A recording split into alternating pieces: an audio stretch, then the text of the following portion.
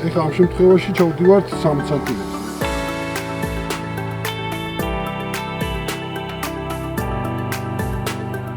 ეს მეწყერი, რომელიც ბეთანის მონასტრის თავზე მდებარეობს და დროებით სტაბილიზებულია, ამ მეწყერზე შესაძლებელია რამდენიმე ტიპის ანალიზის გაკეთება, როგორც მოდელირების, ისე აეროგადაღებების, როგორც ბურღვა, ლაბორატორიული საქმიანობა, ანუ კომპლექსური საკითხია და თან რეალური კვლევაა და ეს ფაქტობრივად რეალური პრაქტიკა გამოდის დამწყები გეოლოგებისთვის და სააბრუნებისმეტყველო მეცნიერების მიმართულების სტუდენტებისთვის.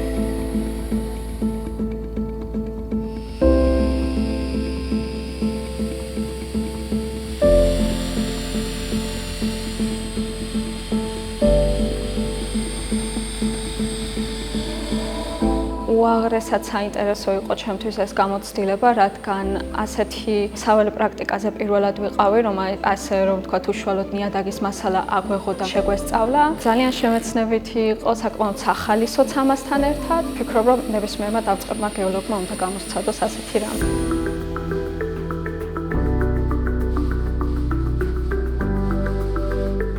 საველე პრაქტიკიდან ჩვენ ჩამოვიტანეთ გრუნტის და ქანის ნიმუშები, რომელზეც სტუდენტებთან ერთად განვახორციელებთ გეოტექნიკურ კვლევებს. ლაბორატორიაში მიღებული შედეგებით ჩვენ შეგვიძლია გავაკეთოთ სიმულაციური მოდელირება და ამის მიხედვით პროგნოზირება გავაკეთოთ ამ მეწყრის შემდგომი განვითარების.